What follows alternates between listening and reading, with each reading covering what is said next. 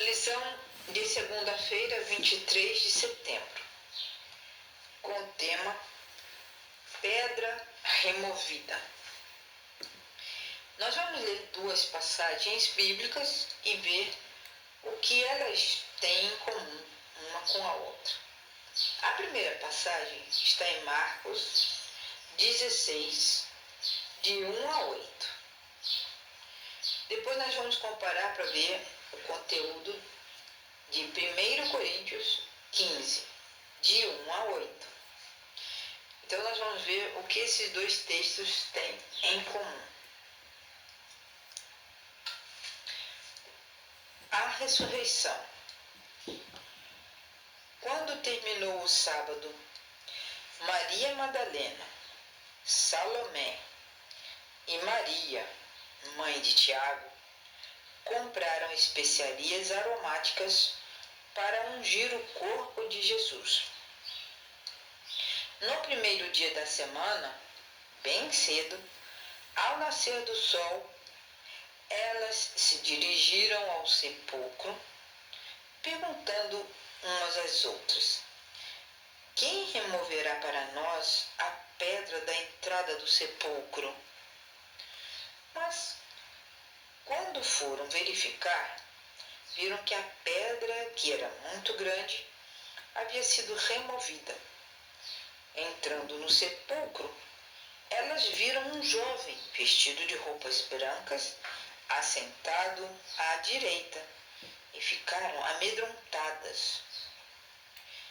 E ele disse: não tenham medo, vocês estão procurando Jesus, o Nazareno, que foi crucificado. Ele ressuscitou, não está aqui. Vejam o lugar onde o haviam posto. Vão e digam aos discípulos dele e a Pedro: ele está indo adiante de vocês para Galiléia. Lá vocês o verão. Tremendo e assustadas, as mulheres saíram e fugiram do sepulcro e não disseram nada a ninguém, porque estavam amedrontadas. Então, meus irmãos, aqui tem esse relato dessas mulheres que foram ao sepulcro e encontraram a pedra removida. Ninguém, a não ser um anjo que o avisou que Jesus havia ressuscitado e que a ordem era para que elas voltassem, falassem com Pedro e com os outros discípulos, para que eles fossem para Galiléia e lá eles iriam então encontrar com Jesus. Mas o texto diz: elas estavam tão amedrontadas que não disseram nada a ninguém. Demorou um pouco para que elas pudessem falar daquilo que elas tinham visto. Agora nós vamos ler 1 Coríntios 15, de 1 a 8, para ver o que essa passagem tem uma a ver com a outra. Aqui nós lemos a ressurreição de Cristo. E quem está falando aqui é o apóstolo Paulo. Irmãos, quero lembrá-los do evangelho que preguei a vocês, o qual vocês receberam e no qual estão firmes. Por meio deste evangelho, vocês são salvos, desde que se apeguem firmemente à palavra que preguei. Caso contrário, vocês têm acreditado em vão. Pois o que primeiramente lhes transmiti foi o que recebi: que Cristo morreu pelos nossos pecados, segundo as Escrituras. Foi sepultado e ressuscitou no terceiro dia, segundo as Escrituras. E apareceu a Pedro e depois aos 12. E depois disso, apareceu a mais de 500 irmãos de uma só vez, a maioria dos quais ainda vive, embora alguns já tenham adormecido. Depois apareceu a Tiago e então a todos os apóstolos. Depois Cristo apareceu para mim também. Enfim, nós vimos aí esse relato, a sequência igual o que aconteceu com Jesus na época que ele foi morto, crucificado, morto e sepultado, e depois ele ressuscitou. Essa sequência é a mesma nas duas passagens. Então nós podemos entender que essas passagens mostram que Jesus morreu, que ele foi sepultado, que ele ressuscitou e foi visto vivo. E foi por muita gente, não foi só para os discípulos depois. A palavra diz que Jesus apareceu para mais de 500 irmãos.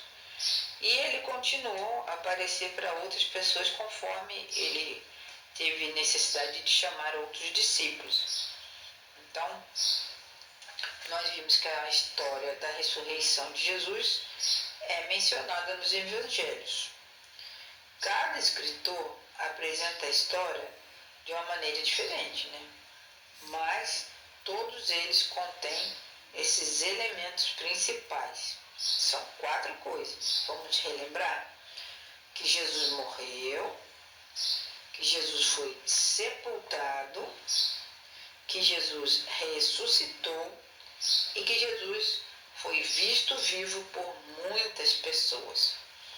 E a ordem que o anjo deu para as mulheres conversarem com os discípulos foi que eles deveriam ir para a Galileia e lá eles veriam a Jesus. E foi o que aconteceu. Então, nós acreditamos nisso tudo pela fé. E algumas pessoas acham que isso é história inventada e acham um absurdo que isso tenha ocorrido. Mas se nós acreditamos em Gênesis, que Deus criou o mundo e todo o universo, por que não o poder de Deus ter devolvido a vida a Jesus? E nós temos a certeza de que isso ocorreu porque várias pessoas pregaram o Evangelho de acordo com a ordem de Jesus e eles serviram a Deus até morrer. Foram mortos por pregar o Evangelho. Se uma pessoa entrega a vida por uma coisa que ela acha que é verdade e ela foi testemunha ocular, isso para nós deveria já ser uma prova suficiente de que tudo aconteceu de verdade. Porque ninguém ia dar a própria vida por uma mentira, por uma invenção. Então, todos os apóstolos, eles viveram pregando o Evangelho e deram as suas vidas. E depois disso, outras pessoas também. Nós sabemos, então, que Jesus ressuscitou, aquela tumba realmente ficou vazia. E nós temos que acreditar nisso pela fé. Nós temos fé em Deus, que Ele tem poder de fazer todas essas coisas. A explicação de que os discípulos roubaram o corpo de Jesus não é verdadeira. Foi uma fofoca que eles espalharam então naquela época, porque, segundo a lição que nós já estudamos, um soldado romano atestou que Cristo já havia morrido na cruz. Os discípulos não poderiam ter passado pelos guardas para roubar o corpo de Jesus, porque lá no sepulcro os soldados ficaram vigiando. E mesmo que eles tivessem feito isso, conseguido roubar o corpo de Jesus, por que eles não foram presos na hora que roubaram o corpo de Jesus? Se estavam lá um monte de soldado vigiando. A resposta é que os líderes religiosos sabiam que os discípulos não tinham feito isso. Então, espalhou-se a notícia de que o corpo de Jesus fora roubado, tirado do túmulo. O túmulo estava vazio porque alguém tirou o corpo de Jesus de lá. Mas isso não pode ser verdade. Por quê? os soldados estavam ali e eles estavam de guarda, tomando conta, para que nada disso acontecesse. Aí nossa lição vem propondo, vamos pensar bem, caso isso fosse verdade, se os discípulos tivessem ido lá roubado o corpo de Jesus, vocês acham que os soldados não iriam fazer nada, não iriam prender esses discípulos? Então, a mentira foi espalhada, mas a verdade prevaleceu, que Jesus realmente ressuscitou. E após Jesus ter voltado a viver, ressuscitado, muitas pessoas viram Jesus. Então, no início, os discípulos, ao verem Jesus vivo novamente, para eles foi uma coisa espantosa. Estava difícil de acreditar, né? Mas eles creram mais tarde. E Paulo, que era um homem que era inimigo da fé cristã, ele também afirmou ter visto o Senhor ressuscitado, porque o próprio Jesus chamou Paulo para ele servi-lo na pregação do Evangelho. E essa experiência mudou totalmente a trajetória e a vida de Paulo, totalmente. E, finalmente, como explicar o surgimento da igreja cristã fundada por pessoas que afirmavam ter visto o Senhor ressuscitado? Por que essas pessoas morreriam pelo que soubesse ser uma mentira? Então, como essas pessoas viram que tudo que estava na Bíblia foi verdade, aconteceu de verdade, eles então, o testemunho delas sobre a morte e a ressurreição de Jesus foi muito eficiente. Mas essas evidências da ressuscitação de Jesus, ele ter saído do túmulo vivo, tem muitas evidências para a gente acreditar realmente nessa afirmação bíblica de que Jesus saiu vivo do túmulo.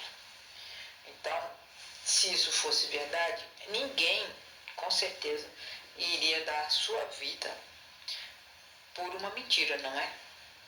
Isso eu acredito piamente. E você também pode acreditar, porque se está na palavra de Deus, se tem evidências, nós devemos acreditar.